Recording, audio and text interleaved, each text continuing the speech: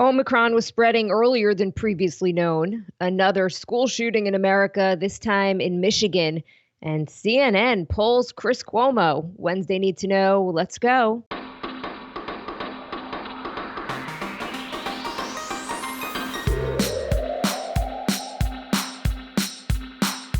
Good morning. This is Cheddar's Need to Know podcast for Wednesday, December 1st. I am Jill Wagner with Carlo Versano. Hey, Carlo.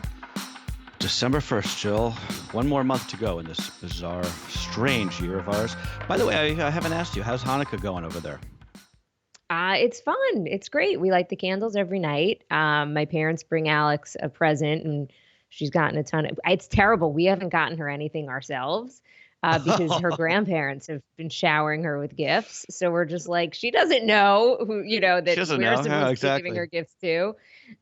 So it's been good. I heard that there's a gelt shortage this year. Have you seen that in your own travels? I haven't because I ordered my daughter has food allergies, so I ordered Yeah. hers like a month ago because I wanted to make sure that I could get safe Yeah. gelts for her. So I've had gelt sitting around. I figured if there were Hanukkah parties or whatever. So I actually haven't really seen it, but why it Jill wouldn't thinks ahead. surprise me. That's what I like about Jill. She thinks ahead. She has the gelt ready to go by like September. She's got her COVID test in the medicine cabinet. That's basically the only way I'm on top of my life, though. Other than that, it's total chaos. All right, let's get to some news here. As expected, the Omicron variant has started spreading around the world. Two people who tested positive in the Netherlands more than a week ago are confirmed to have been infected with the new strain, which means that Omicron was already in Europe at the time that it was first identified in South Africa. There are confirmed cases now in at least 20 countries, including Japan, Brazil, Canada, Hong Kong, and Australia, as well as across Europe. Still nothing confirmed here. But I think it's pretty clear that it's here. I don't know why we're Sure. pretending it's not. Yeah, of course.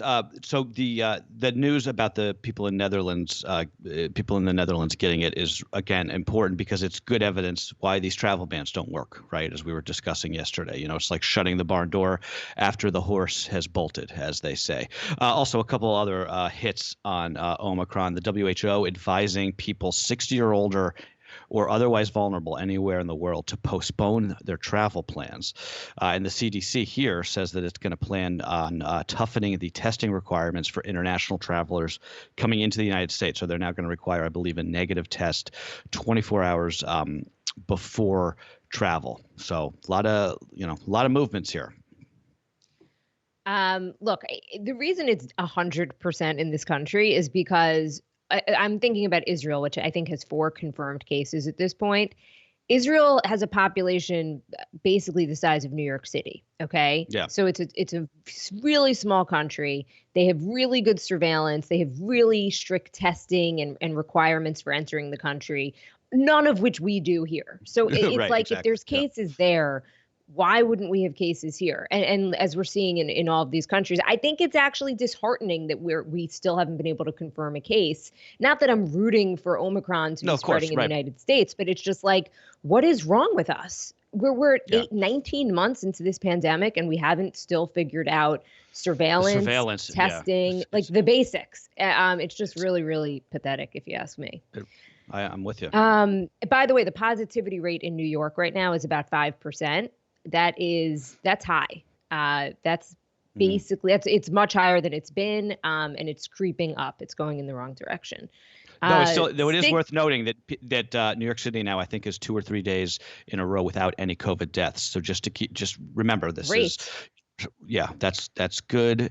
We have, I believe, 90% vaccine penetration in New York. So that just shows you that the vaccines are working at their most important job, which is keeping you off the ventilator.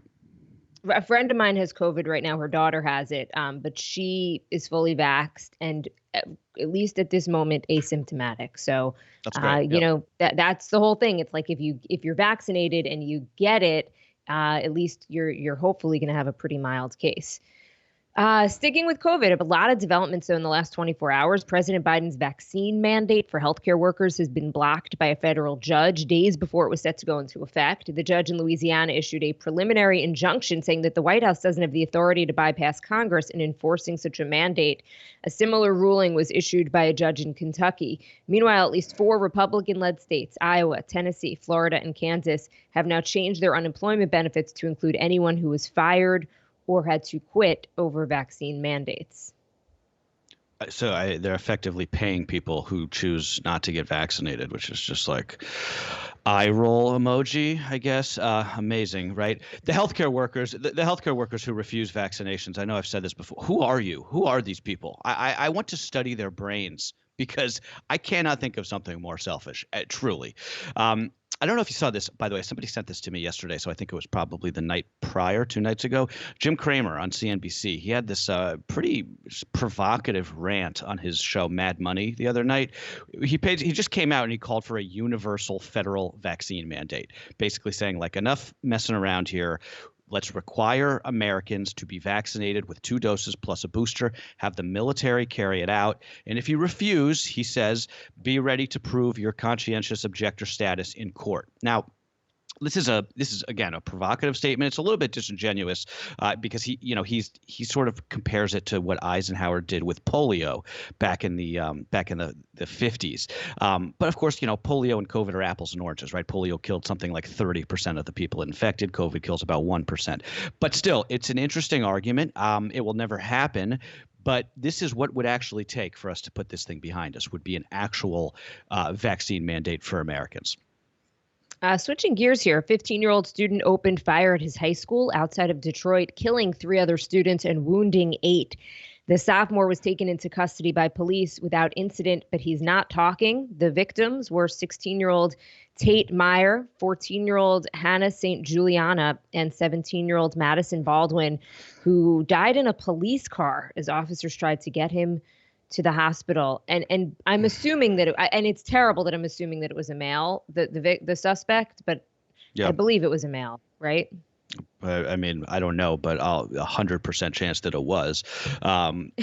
Did you see any of these videos that were posted to TikTok from inside that high school? This is Oxford High School. It's about 30 miles outside Detroit.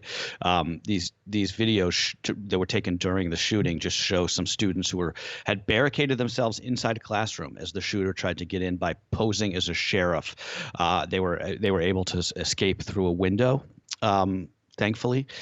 But these have become truly one of the most depressing and talk about pathetic things that we see in these school shootings, right? It's just nothing shows American decay and decline like videos and text messages from students who are inside a school classroom while the school is in the process of being shot up. I mean, it's like the fact that we just expect these kids to have to fend for themselves with like, I don't know what, pencils and desks and chairs.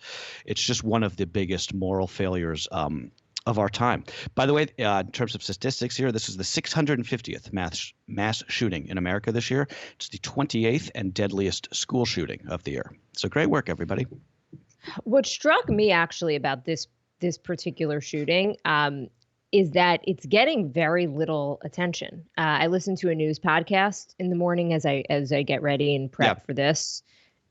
I couldn't listen to the full podcast today, but it certainly wasn't one of its top 3 stories. Look, we've become a nerd to this stuff. Which is like, what? Like a 15-year-old brought an assault weapon into a school and killed 3 people and injured others.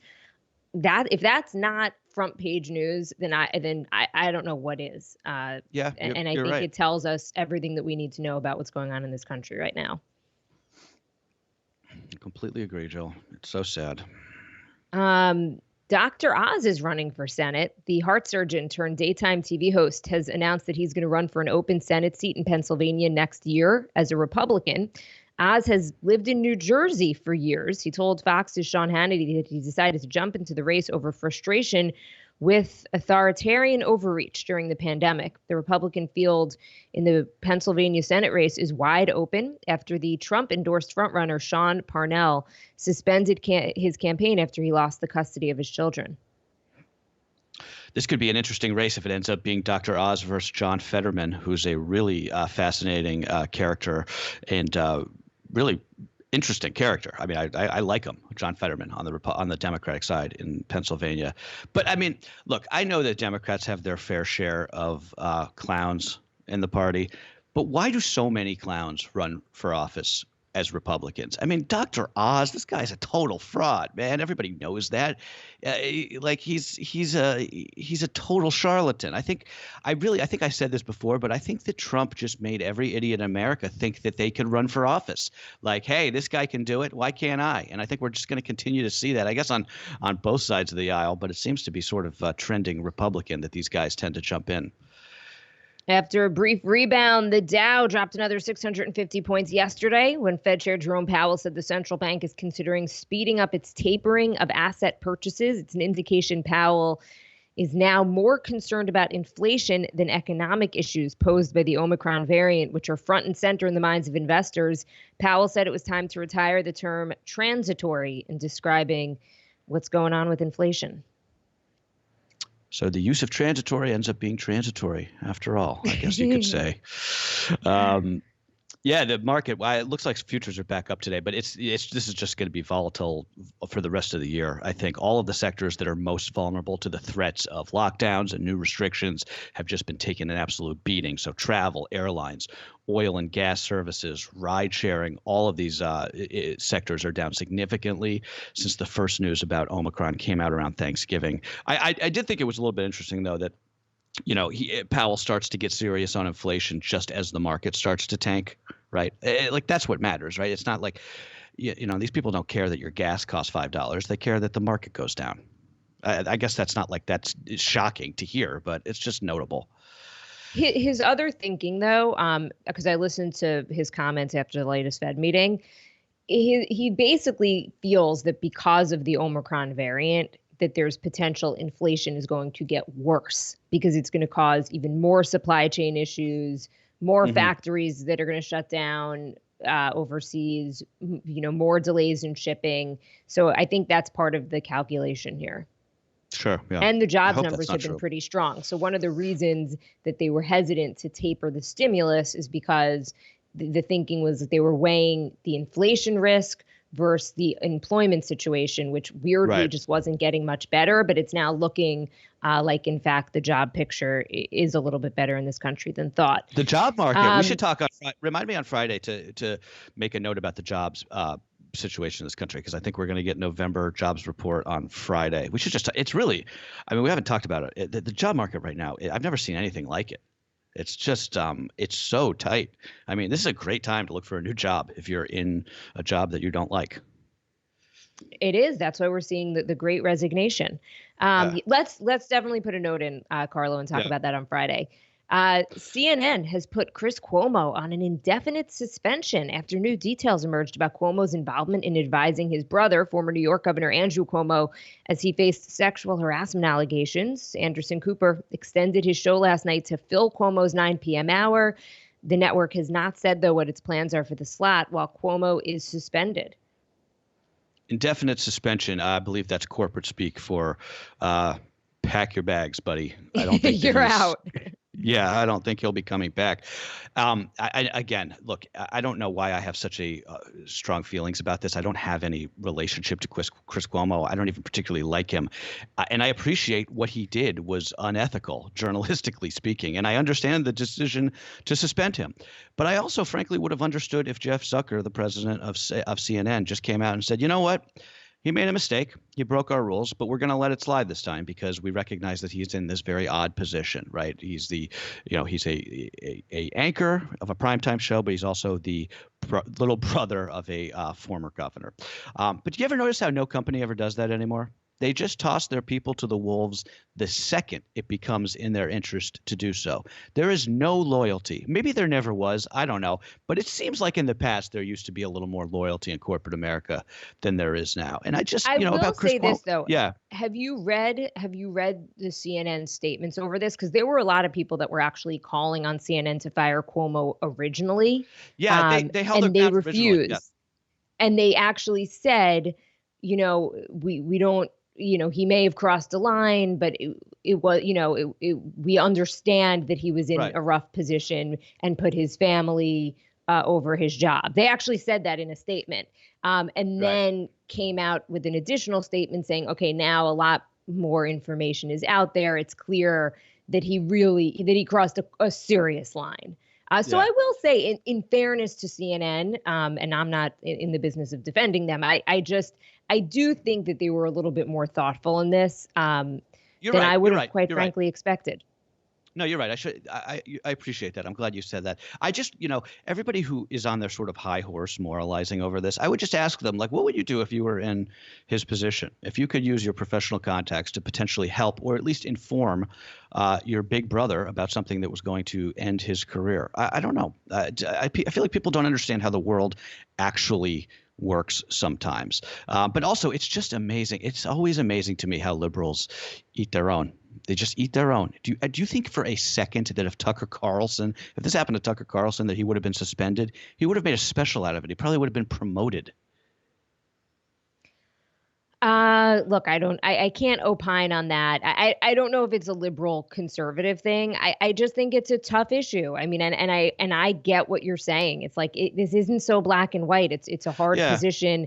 I think he did cross some lines, but I understand why he did it.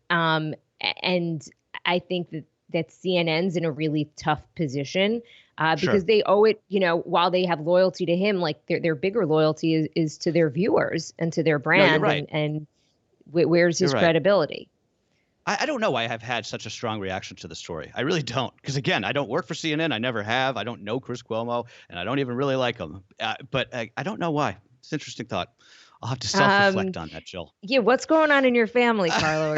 Are you like secretly helping a brother hide a crime? Like, what's happening? No, but I would. I would. I absolutely would. So I agree with you.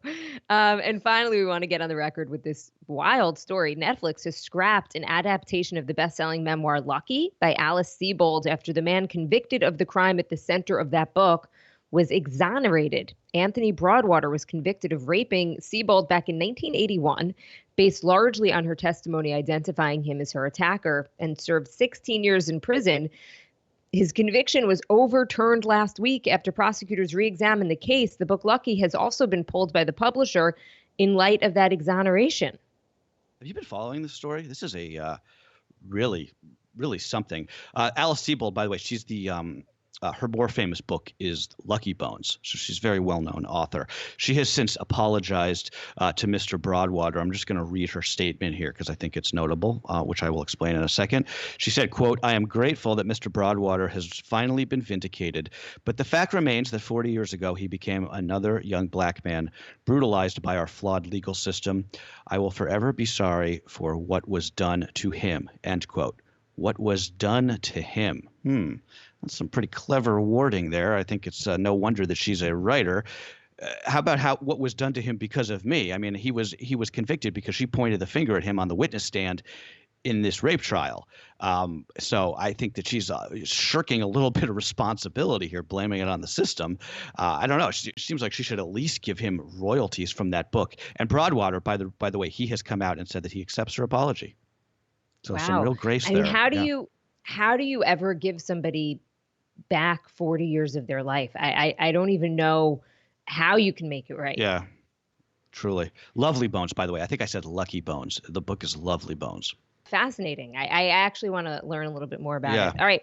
Let's do a little more to know before we go. A quick correction. Oral arguments in that Mississippi abortion case before the Supreme Court will be starting today, not yesterday, as we said. Dobbs versus Jackson's the biggest direct challenge to Roe v. Wade in a generation. And Carlo, I just want to mention that there's going to be live audio from the court, which it's something that's relatively new, but it's going to allow us to get real insight into which way this case is going to go. The justices to really watch here, Amy Coney Barrett, who's new, and she's a very big conservative, thought to be very against Roe v. Wade, but really didn't say anything when she was in her confirmation process, like wouldn't take the bait.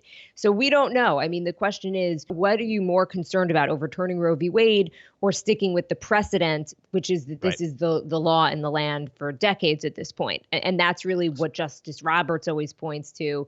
So this is going to be fascinating. And just to mention, the broader implications of this, there are about 20 states that have what's called like these trigger laws on the books. Mm-hmm. So if Roe v. Wade were to get overturned, or at least if the justices sided in terms of with Mississippi here, then immediately there'd be challenges to abortion and restrictions to abortion in about at least 20 states across the country.